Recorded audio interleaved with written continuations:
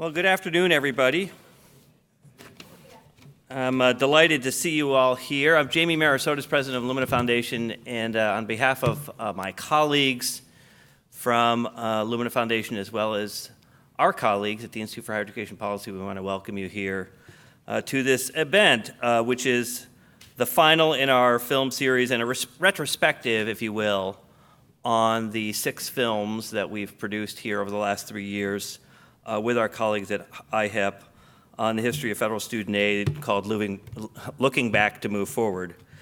So, I've been around a while, and I've seen the evolution of federal student aid. My first Higher Ed Act reauthorization was the '86 Higher Ed Act reauthorization. There's a few people in the room who've been around longer than me, even, in terms of those reauthorizations.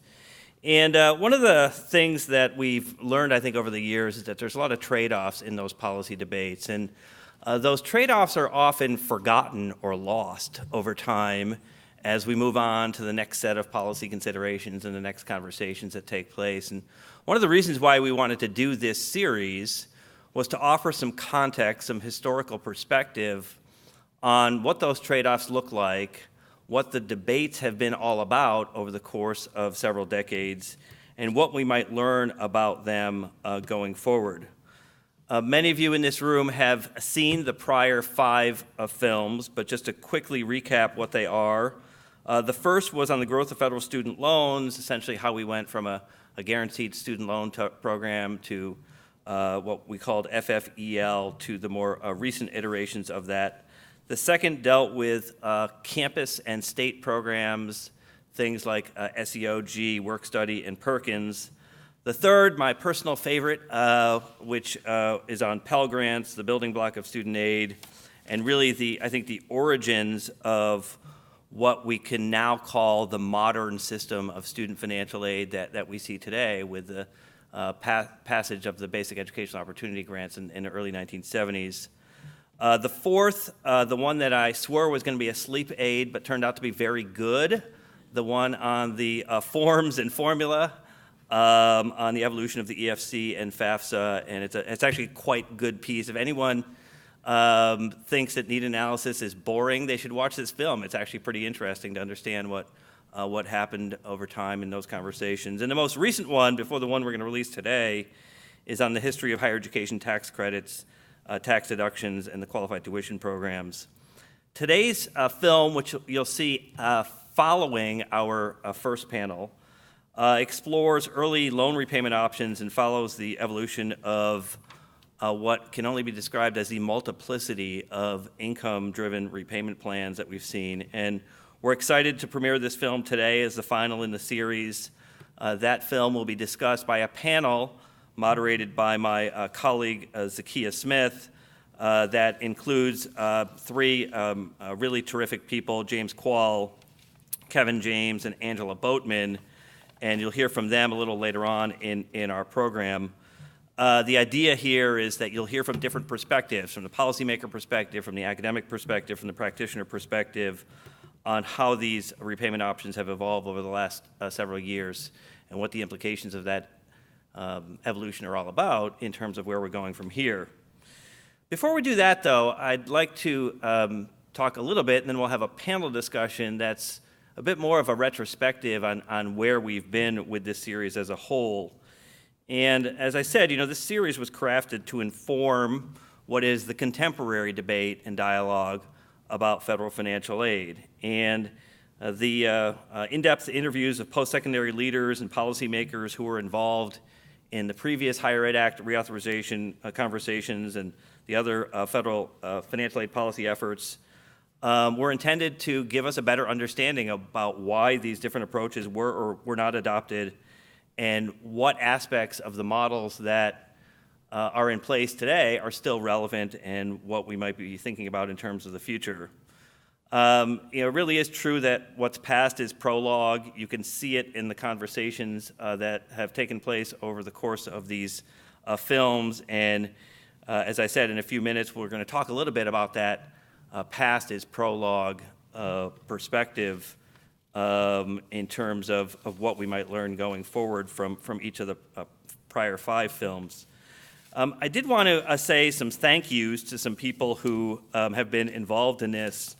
First, the people who've actually participated as interviewees in the films. Some of them are in the room today, and since these lights are shining in my face, I'm not sure that they're all here, but I'm pretty sure that all of these people are here. Kevin James, Tom Parker, Gabby Gomez, James Bergeron, Joe Russo, and Pauline Abernathy were all featured in the film, and they're all here in the room today. And we're grateful for their contributions, as well as the contributions of the many other people who were interviewed for these 6 films. I also want to say a special thank you again to our colleagues at the Institute for Higher Education Policy, Michelle Cooper and her team for co-creating these mini documentaries. I also want to say a word about my friend Tom O'Lannon, who's featured in actually 4 of the 6 films. Tom passed away in April, and we lost someone who had a lot of perspective on these issues, someone who I've known for my entire career, a longtime friend and colleague. And one of the things that I've learned, one of the many things that I learned from Tom is that the best way you make public policy, particularly when it comes to this space, is 2 things. One is listen very hard to all of the different perspectives before you come to a conclusion, and make sure you keep the most important people in mind, the students, in all the work that you do. And the people who are featured in these films, Tom included, did that over the course of their careers, and many of them are still doing it today. And as we think about the public policy that we need to make going forward, I think it's going to be important to remember the kinds of perspectives that people like Tom, the people who came before me, my generation, the people that's working on it now, brought to this work, which is a sincerity, a belief that what's most important in the end is not who makes the policy, but the people who live it. So with that, I want to say thank you all very much for being here. We're actually going to begin first with a trailer for the film series, so you can sort of get a quick overview of the 6 films. We will have our retrospective panel. We're going to take a quick break after that panel, which is chaired by Tom Parker and includes Gabby Gomez, James Bergeron, and myself. And following a break after our panel, we're going to see the new film, and then we'll have that panel that I talked about with Zakiya. So with that, thank you again all very much for being here, and we'll roll the trailer right now. Thanks very much. The original blueprint has changed pretty dramatically, resulting in greater reliance on loans than anybody in 1965 would have possibly envisioned. We had a simple premise: if the federal government put money on the table, would the states match it? And then over time, we really were very serious. No, if we put a lot of money on the table, will states match it? I think the thing that people need to understand about Pell Grants is that they aren't a luxury. Pell Grants are a necessity. And I think if we look historically, at every critical moment, this country has provided resources to ensure our veterans, to ensure our low-income students, and others have had access to higher education. There is a clear tension between having a simple formula for allocating student aid and having a formula that really carefully differentiates among people and manages to give most of the money to people who need it most. It started out seeming like it could be simple, but in retrospect, I don't think anybody could have really designed a very simple and very well-targeted system. There are trade-offs. Times have changed, and I think our policy work really has not kept up with a lot of the changes that we've seen. That's always the struggle and balance in federal higher education policy. We create really good opportunities and programs, but can we also be taking the step back and look at how do we enhance that and make it simpler for students and families moving forward?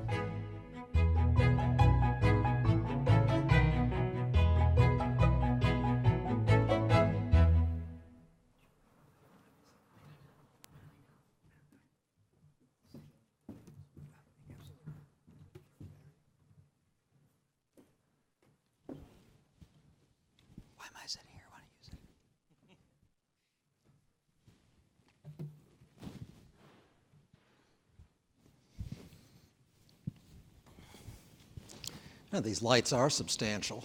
They are. But I'm glad you laughed. Now I know there's somebody there. My name is Tom Parker, and I am a senior fellow at the Institute for Higher Education Policy, Emeritus. Now, a few years back, I ran into my old friend Pat Graham, who used to be the dean of the Harvard Graduate School of Education. And she had recently retired. And I said, Pat, how are you dealing with this term emeritus? And she said, well, here's what I tell people. I tell people that they should understand the literal Latin translation of the term. I said, oh, Pat, what's that? She said, has been. Somehow I didn't find that very comforting. The other way that you know you're emeritus, I have to tell you, is when you have interactions with people who are substantially younger than you are. And I had one of these interactions last week. I got a call from a young reporter at the Harvard Crimson who wanted to interview me. As the interview went on, it wasn't clear what in the world this reporter was trying to get at, but that's okay. So she said, has there ever been an administration in Washington, D.C. which was so hostile to education? Now, she, I'm sure, thought she knew the answer to that question. And I said, well, sure. I said, Ronald Reagan ran on a platform of abolishing the Department of Education. You all remember that? Yeah. Well, at least you remember the time when candidates could remember which departments they wanted to abolish. And Reagan was pretty sharp. He remembered the one. And she said, oh, gee, I didn't know that. I said, yeah. And then I made a classic error when dealing with the press. I gave her more information than she could absorb. So I explained how Jimmy Carter had run on a platform of establishing a cabinet-level Department of Education because we had never had one. And then Ronald Reagan, doing what opposing candidates do, promised to abolish it. And then I said the punchline is that 8 years later, the budget of the Department of Education had more than quadrupled. So she was trying to take all that in, and then there was this pause, and she said, can you tell me again, was Jimmy Carter a Democrat or a Republican? So, enough. So welcome. Jamie's already welcomed you, but let me welcome you again. I must say I took the time to look at these videos before I came here, which is one of the nice things you can do when you're emeritus. And it's a really magnificent series. It's, it takes on a long and complex subject, and it makes it, actually seem, as Jamie mentioned, amusing, entertaining, even thoughtful. This series demonstrates how able and dedicated people struggled over a long period with extremely difficult issues about how best to attain a common, desirable goal, and they succeeded, one by one, in overcoming substantial obstacles. This series proves that good policy and good legislation don't just happen by fiat. It takes time and effort and intelligence and savvy.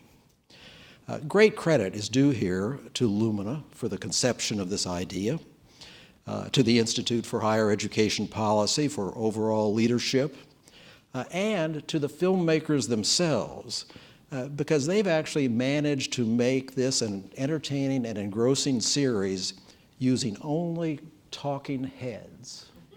No, they've got a bunch of policy wonks in a room with a camera, and they created this thing that is pretty good. I mean, I think it's just remarkable. So I think we should give them credit for that.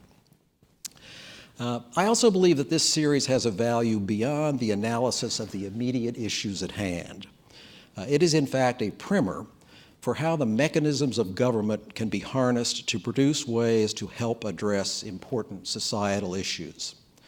In this day of gross oversimplification and outright disdain for those with expertise in policy and legislation, the lessons here are a stark reminder that successful legislation and the administrative execution of that legislation requires years of hard work and cooperation and applied reason.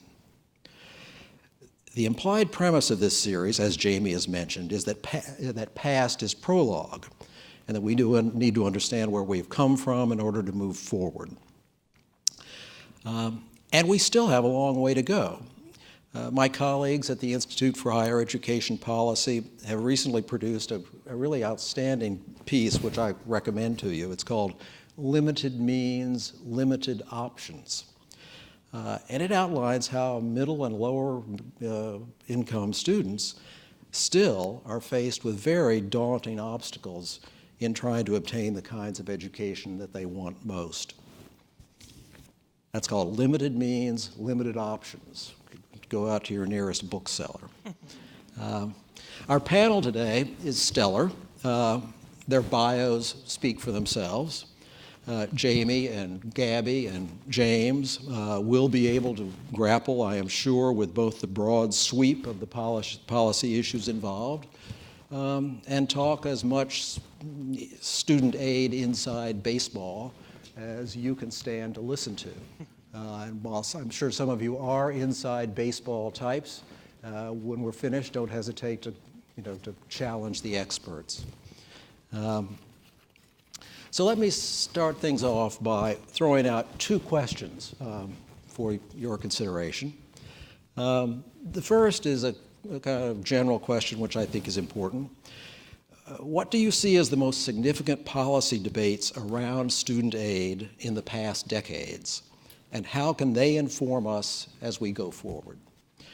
And the second, after all these years of policy changes, what are we still missing in our federal aid system? So, most significant policy debates, what are we still missing? Jamie, would you like to begin? Sure, and I think I want to begin. I feel like I'm the old guy on the panel, and so thank you. You might, not, yes, you. But I'm pretty sure I'm right about this. That there are two significant events in the history of these programs that have impacted what we do and talk about today, and both of them took place before 1980. One of them, by the way, is not the passage of the Higher Education Act, which was a little bit of a historic accident at the time that it happened in 1965. There was far more significant legislation, in my view, in the mid-'60s, like the Civil Rights Act, that have had long-term implications for us. The Higher Education Act in '65 was really mostly about the creation of a modest loan program and a few other things. To me, the significant milestones were first, as I mentioned in my comments earlier, the passage of what we now call PELL grants, the Basic Educational Opportunity Grant Program. The reason for that, in my view, is that what we established was the principle, a principle that we have not lived for much of the Higher Education Act, but the principle of federal student aid being that the floor of financial support should be grants, should be grant-based aid, and that other aid should follow the grant-based support. The fact that grant support is intended to equalize access and to compel opportunity in ways that enhance the well-being of the people who are served by these programs, I think is an important principle that still endures to this day, although as I said, and we'll I'm sure talk about this, we haven't been able to live up to that for a variety of different ways. The second is actually the Middle Income Student Assistance Act in 1978. And the reason for that, in my view, is that the Middle Income Student Assistance Act is what opened the doors to borrowing as the major means for facilitating college opportunity from the federal perspective, because it essentially took the roof off of the borrowing limits and gave the opportunity for what were then called guarantee agencies to sort of build the capacity that we have in a federal student aid system today. So the borrowing, obviously, the issues that we're all talking about now today about debt, the consequences of debt, really all have their origins not in the more recent history of the creation of the direct student loan program, or even in the kinds of debates we're having now about excessive parent borrowing or what have you.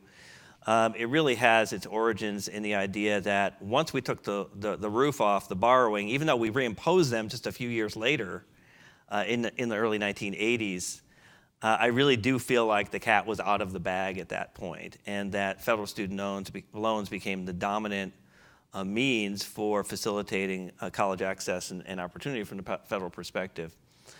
I think that the other thing I want to say about the two questions is simply that, I think the thing that we have missed, the thing that we are still not focused on today, is that these programs, from a federal perspective, have always been designed with the idea that success, well-being of the people who are going to college or post-secondary learning is the most important part of why we wanted to invest in these programs in the first place. And it's not that access is unimportant. In fact, I would argue that access is an unfinished piece of the agenda. We do not have enough access today, particularly if you look at access being defined by race, ethnicity, low-income status, immigration status, first-generation status, what have you. But I do think that we still have not adequately come to grips with the fact that too many students are not well served by the system, and that the system should provide greater incentives for the people who are getting opportunity to actually succeed. To me, that's going to be the dominant issue going forward, not just because we at Lumina Foundation say that that's an important issue, but because of the fact that Americans need higher education, need post-secondary learning more than they ever did before. The demand for talent is rising in the United States, and our ability to actually produce that talent to make individuals more successful and society more prosperous is going to hinge largely on the fact that these programs have to actually deliver on the promise that they make. Gabby, would you like to Sure, I'll weigh in next? So I'll put in a shameless plug for Jamie's book, where there's a lot of this in there, and if you haven't read it, it's very, very good and incisive, because I think that there is a little bit of that we miss too, is what Margaret Spellings was talking about, Secretary Spellings was talking about, is that we haven't been able to keep up with the needs. And those of us who, congressional staff, are sitting in a room writing legislation, obviously keeping eyes, ears open and listening, as Tom would say, trying to look ahead, but living in the present. So I think that's a challenge, an ongoing challenge that we're, just as policymakers, are trying to do. But I do think, too, there's a couple of things that I would speak to personally in different vantage points, because that's one of the things that we were talking about, too. We come at this from different perspectives of different roles that we've played over time. So having had the hat on as being a congressional staffer and then being in the administration and saying, oh, I actually have to implement this now, is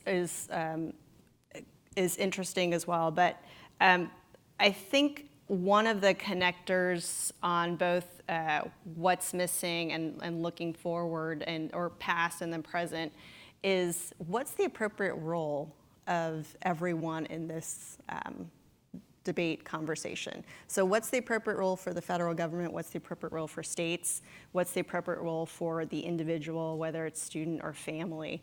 And so that's been an ongoing debate, and something that I think will be going forward, because there's this constant tension when we'd have conversations with our friends on the other side of the aisle, for instance, of, well, no, that's personal responsibility. That is you as a student, as a family, that's what you need to do, name whatever issue.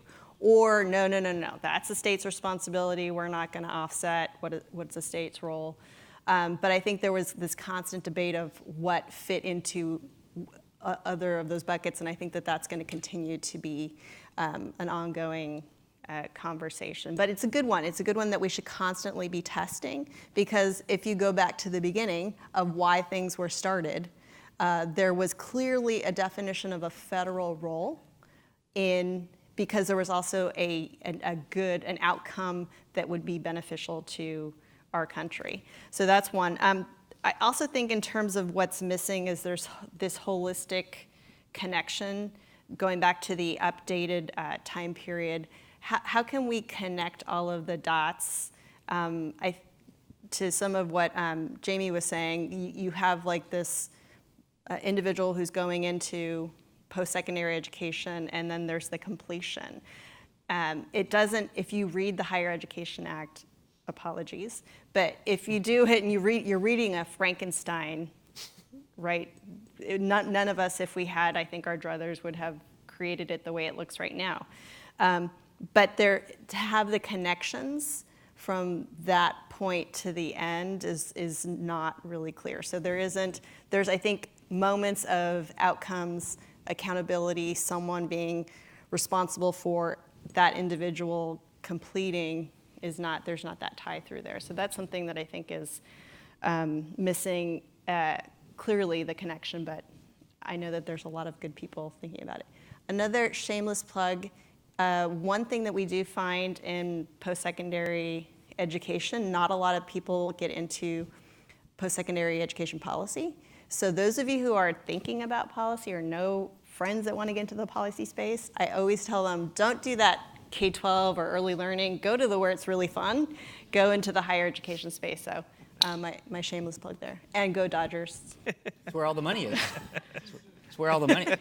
Yeah. No, not too soon. Higher ed is where all the money is. Yeah, So that's it's kind where of, it's all kind of fun. odd. Yeah. So first question, most significant policy debates. I think whenever I kind of ask myself that question, I look at two primary areas. One is I think for 52 years, the larger question that has dominated the federal policy debate is who pays for school? I mean, that's really the central question that policymakers are asked over and over again, and that has changed over time. Is it the federal government? Is it the states? Is it institutions? Is it the family? And I think this film series has laid out a lot of these discussions. And I think if I still worked on Capitol Hill, this would be required viewing for all of the new staff that come in, especially those that are working in higher education. But really, that is, I think, the fundamental issue, which is, who pays for school. A little bit less about, how much is too much. And obviously that deals with the repayment aspects of it, but those are, I think, the fundamental questions that federal policymakers are being asked. From my own perspective, I think we've seen a kind of an erosion of kind of that particular question, where right now the student is being asked to pay a lot. We're kind of moving away somewhat from the federal side because of and we obviously know that with the erosion of the Pell Grant. So institutions, the states, obviously there's some data out there that shows that, at least some of the data that I've seen, that states are keeping that commitment, but there's dual reports that are coming out saying that, they're cutting back on certain areas. But I really do think with the tuition increases that we've seen, or we're seeing that there has been a shift in kind of who bears that particular responsibility. I think Abby hit it, centerpiece for the second question, or at least the second item, which is what is the role of the federal government? It's not necessarily whether or not the federal government has a role. I think clearly the federal government has a role. The question is, how does the federal government react to the themes and the questions that have been posed? Because I think if you talk to Republicans and Democrats, and I think this probably has been the case going back 20 or 30 years, folks have identified the right questions, but really where the disagreements are is the solutions. How do you define accountability? Is it risk sharing? Is it transparency? How does that kind of deal with? And I think the third question around kind of the most significant policy, it's what does the Congressional Budget Office think? That's probably the central question that federal policymakers on Capitol Hill look like, because we all know in this room that most federal higher education policy, going back since the 1990s, have mainly come through budget reconciliation proposals. So we talk about why there is kind of a fragmented within the Higher Education Act. It's precisely because it's, many times Congress moves forward with budget reconciliation, and then reauthorization is a catch-up product 3 or 4 years after the fact. And so, you kind of wonder, well, why did they go with this particular interest rate? It was only because of the score in most cases that were kind of generating that particular policy. So I think fundamental third question I have to ask is, what the heck is in CBO's head around some of these areas? And I think that's an issue that even the current policymakers are thinking about, to be honest with you, because if you actually look at the current policies that folks were thinking about, just put in your mind how you think CBO would score that. And so, they're just not looking at how much the federal government is losing when it comes to that federal aid, but they're also looking at whether or not a student will actually go into college. So they're looking at a variety of different factors, which I think is always very intriguing. What are we missing? I think we talked about this, and I think Jamie and Gabby, I don't want to kind of reiterate what they said, but I think the main focus of the law for the last few decades has been on financing. How do we finance college? And we're definitely moving in. What I think is missing to a certain degree is linkages. One of them is linkages between the elementary and secondary education system. Because if we were going to focus on financing, let's focus on the front end and make sure that people are aware of the decisions that they're making before they get into college. Once they get out of college, to be pretty honest, the cake is baked to a certain degree. They've already chosen the college. They've already chosen their career. They've already taken out the loan. We have all these repayment options, and people are still defaulting. So you have to ask yourself, what do we have to do on the back end that we're not doing? And I think fundamental question is, maybe we have to do something on the front end, I think is a question. I think and I think secondly, and I'll, sorry to go as long-winded, but I think right now we're looking at, we predominantly deal with an existence of the federal program, a federal financial aid program. And the states really have a secondary role, in this process. Unlike the K through 12 system where the federal government can come and say, here's what we want to do, here's a law that we pass, and states, you implement it. And that takes a lot of the onus off of the federal government, because then the states can work in collaboration with the federal level. On the higher education system, it's mainly federal. You want a state data system? You really can't have a state data system within higher education. It has to be at the federal level, because that's really the way that the funding is approached, and it's really who has theoretically oversight of those particular schools. So it's a very fascinating and complicated system. And many of these policy debates that people are dealing with, I think it's inherent in the policy and inherent in the structure of the law. I think you make an intriguing point about the difference between the way in which we finance elementary and secondary education and the way in which we finance higher education, because essentially the federally centered higher education financing system is a voucher system. We give or loan money to the student, and the student takes it to the institution, and the money doesn't really have any influence over institutional educational policy. Through the financial aid office it does, right, because that's really the hook. Everyone kind of wonder, why is the federal... But to the folks who are trying to figure out what the curriculum ought to be, that it's an irrelevant...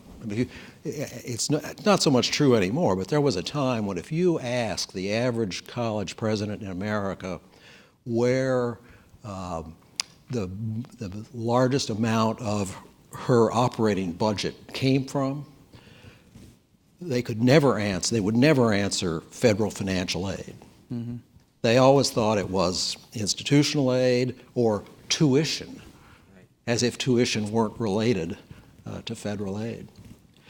Jamie, I'd like to press you a little bit on this issue of the Middle Income Student Assistance Act, because you quite rightly mentioned that within a very short period of time, that uncapping of loan limits reverted to a capped system. Right. So were you implying that, and you said, well, but even so, the cat was out of the bag. Is the cat that was out of the bag, are you referring to a notion that the federal government would be responsible for a disproportionate amount of higher education financing? No, more that the federal financing role is now biased so heavily towards student loans. I think that it changed the dynamic. Remember, I remember a time when student loans were a minority of the amount of federal financial aid that was being awarded. And so, at one point we had this 2/3, 1/3 balance in mind, and that was really blown out of the water because of MISA. And so once you put the caps back on, it didn't really matter much because borrowing became the dominant means of financing of higher education through federal financial aid. And we're still living the consequences of that today. Ben Miller from the Center for American Progress is here today, and he and his colleagues have a report out today that shows one of the long-term, sort of the long tails of this, right, which is that the failure rates for African Americans in student loan programs is so much higher than other students.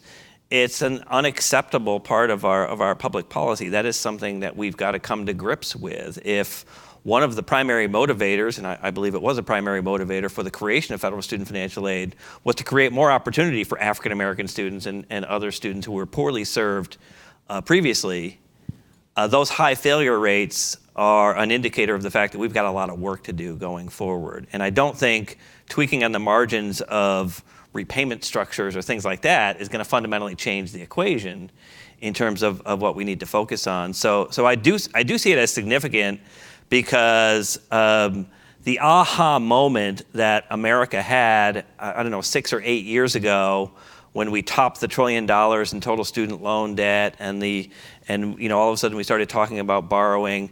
This was the longest happening train wreck ever. We saw this coming years and years and years ago. And so the consequences of that, we still can't quite wrap our arms around, and we now have totally new modes of delivery of post-secondary learning that are really challenging our ability to understand how the federal government can pay for competency-based learning, for all these new direct-to-consumer approaches that are sort of going around what we would consider traditional institutional structures. To me, getting at the heart of this question of not whether people should have debt, because I don't think that's a realistic conversation, but how much should they have? And how do you actually make sure that that debt doesn't become onerous in terms of their life and career prospects? To me, that's a fundamental question that we are nowhere close to solving right now. And that has its origins, Tom, to me, in MISA in '78. I see. Gabby, you talked about how there's a federal, a state, and an individual role in paying for higher education. I think there's a fourth part to that, which of course is the institutional role. And institutions, certainly with regard to the loan programs, have always resisted risk sharing, as an example. What is the institutional responsibility for in the total student financial assistance picture? So I think it's important to talk about that because it is something that I think we've skirted around a lot. And this is what I was getting at in terms of what's missing, because as you accurately pointed out, the money goes to the student. It's a voucher, word we don't like to use in the K-12 policy space. But I think it is trying to figure out, right now our system is not set up to incentivize behavior by institutions to do whatever we want that behavior to be. I would argue that the behavior we want is better outcomes for students and completion. So we would want the opposite of the data that Ben and his colleagues put out. We want that to be the goal. So right now, our system is not set up to have a clear, defined role in the financial sense from institutions. I think we have seen various models, and I know, Jamie, your folks have really unleashed, and you guys have focused on where is good stuff happening. I think that we have some places where there is potential, but I think we need to do more, and I think there needs to be better clarity on what is expected of institutions. But they do have an important role in this. But there's also this is where we have to get better about looking forward, because to Jamie's points about how do we start looking at ways or getting ahead of this direct-to-consumer work and the outcomes that we need for just our society to thrive. So Institutions, I think, more and more are going to be playing one role. But so how, as policymakers and those of us just trying to have the right conversations, start to think about institutions getting ahead of it, helping them do that. And I think a lot of institutions and state systems are trying to get to that point. One thing, though, that is a connector that I think is also important to talk about is the data. Because one thing that if we can get common data across sectors for student level information, I think that there's a lot better conversation that we can have, particularly at the national level, and to inform policymakers. So we have good data. I think we need better data, and I think we need data that everybody agrees on, and not just survey data. We need actual student level data. Just on that latter point, I can't help but putting a little plug in here for the efforts of the Institute for Higher Education Policy, which has been trying to get all the data wonks together to talk about this very issue. I haven't followed it closely. I suspect it's a lot tougher, a much tougher problem than it appears initially. Yes, it is. Yeah.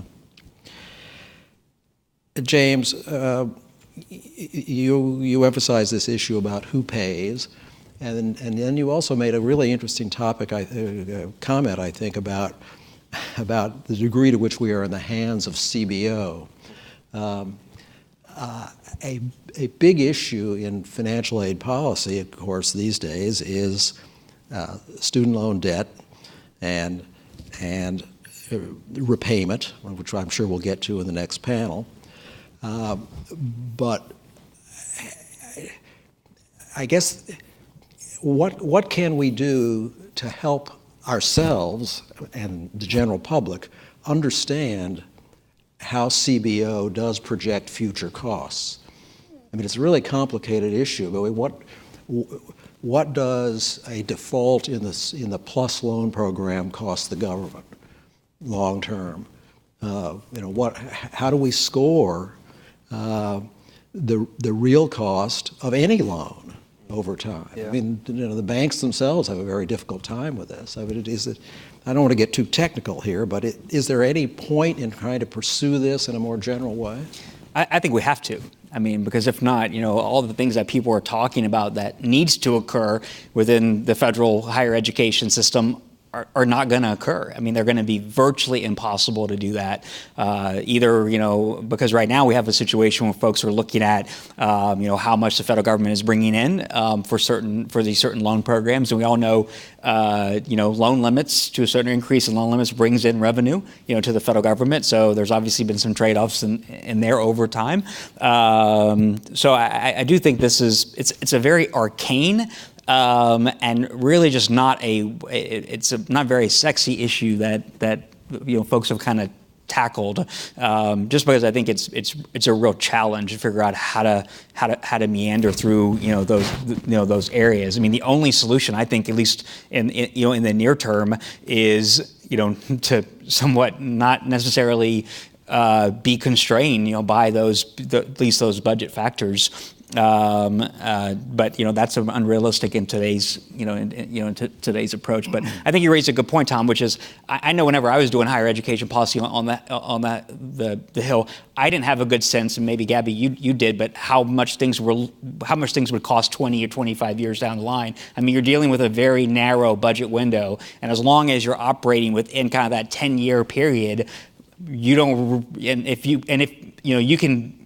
if you can make most of the costs occur in the 11th year, then you got good kudos from your members.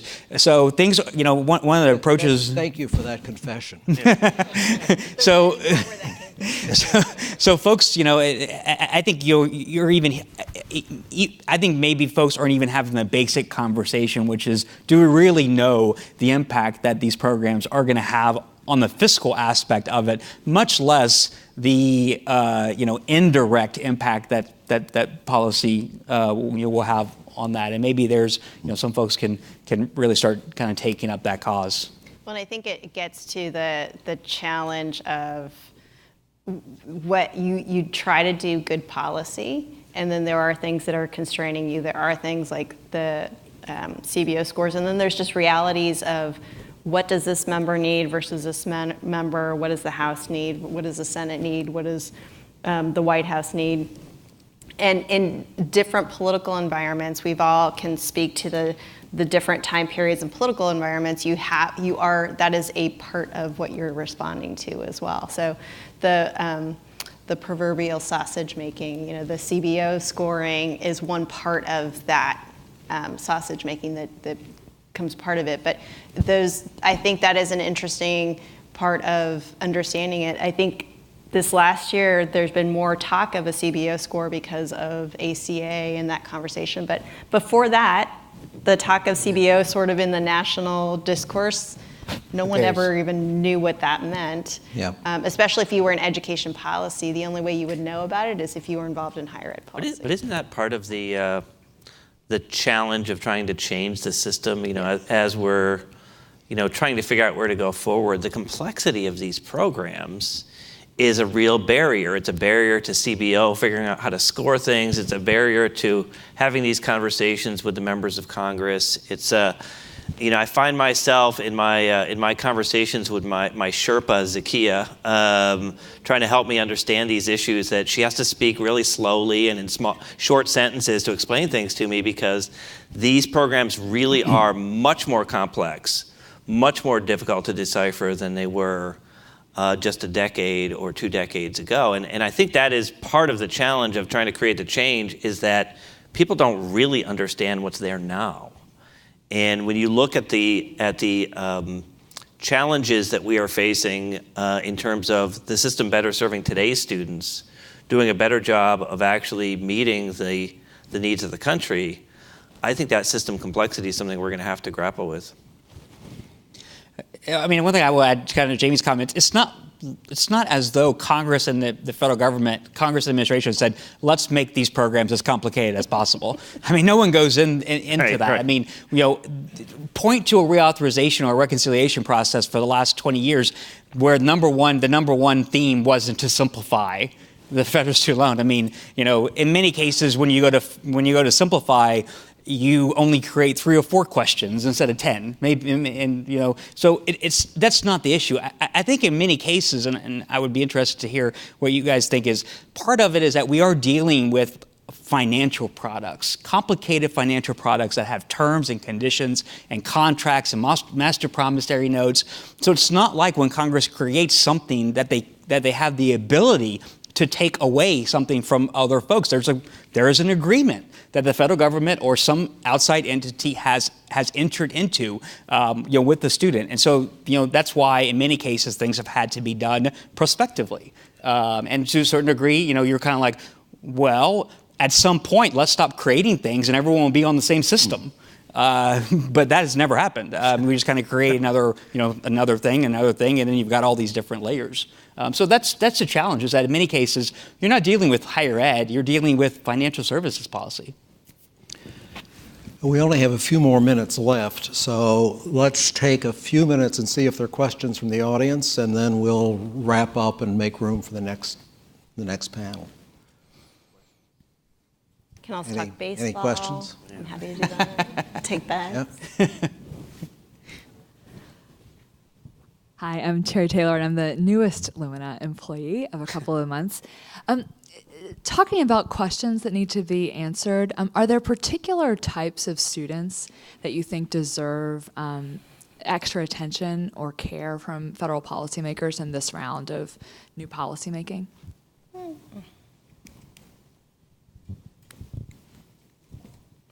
You're the guys that made the policy. Do I take that one? Well, I mean, I think let's put that to the next panel. Yeah. I think the question is that part of it is how do you define some of those different characteristics? We always talk about struggling borrower, for example, what does that mean? I mean, I think maybe that means different things to different folks. I mean, is it is it a person that's defaulted? Are they in delinquency? I particularly think that there needs to be a big focus on dropout prevention and folks have actually dropped out. Obviously, if you look at all the research that's out there, you can ask whether or not we actually have a student loan debt crisis. I don't think we do, but I think really when you're looking at folks that are defaulting, it's largely the folks who haven't graduated. And so I really do think there has to be a focus not only as ensuring that kids do graduate, but dropout recovery, getting those folks that actually have dropped out and have those small loans, under $10,000. Those folks have they have debt without an education, and for us to sit here and think that they're going to repay that money back is crazy. I mean, to a certain degree. So we've got to go in and we've got to be proactive and reach out to those students, find out what skill sets they have and what skill sets they lack. What is the predominantly the job in their local area, and really go in and provide that intensive services to them. And because I think we have largely failed them, and I think just to take care of our current students and not go back and try to help those students, I think is a disservice, and we're really going to pay for that long term. So if I had to look at focus on, I would focus like a lightning bolt on those folks that have dropped out. I think there's also too of defining who, I think there's sort of the traditional student mold that we, I think, have in our head of student who goes, graduates high school, goes to a 4-year institution. I think it's really trying to understand who our student is today. There's a new traditional student who is defined as a non-traditional student, I guess. I think that's important in understanding who we're educating and not educating. So I think it's getting a little bit to what James is saying, because to what Jamie's saying in terms of what impact we need to have for the workforce and the needs of this country for us to continue to succeed, we're not meeting that demand. So who are we educating now and servicing, and who are we not? Because that's really the problem at this point, and we just haven't been able to keep up with that. So how do we get to policy-making time period to address that and get onto the right rhythm? We pick these arbitrary, 6 years, let's do a reauthorization, which, by the way, we're already over again. But so how do we... recommendation, not a requirement. Thank you. So I think that's what I'd really want to do, is really make sure that policymakers, general public understands who's the student today, and then who are we not, and what do we need to meet that demand. Jamie, you want to have a final word? Only on that point, which is I think if you were going to underscore it with one word, it would be adults. I think that's the common denominator here, is that I still don't think that the system really serves independent students, adult learners, particularly adult learners who are trying to learn in a context where they've got other life obligations very well. And I think that we're going to run into more and more challenges because those populations, either the returning adults or the adults that have never been before, the no prior post-secondary experience group, are the heart of what we need to be focused on in the next few years, because so many of them got knocked out of the living wage, the middle class lifestyle as a result of the last recession. We can't write off that generation of workers. That's not only morally unacceptable, it's economically crazy to think we can do that. And yet the system is still not well designed to serve that cohort of students. So to me, the real action in the coming few years is going to be, how do we actually meet the needs of that population for whom the programs were not designed, and for whom the policies that are in place to serve them are essentially bolt-ons rather than really fundamental to what the programs are all about. I like to call it Frankenstein. Yes. Well, thank the three of you very much for your participation. I think the really heartening thing about this, and that we've learned it from the series as a whole, is that it's not self-congratulatory. We know that we have tremendous challenges ahead, that we haven't solved all these problems, and I think it's a little daunting to think about, but I think the important thing is that that's what we're doing. We're not saying, gee, we finally fixed it, because obviously we haven't. So thank you very much. We'll make time for the next. Yeah, we'll take a quick break event. to set up the film, and then we'll be right back. Thank you very much. Thank you.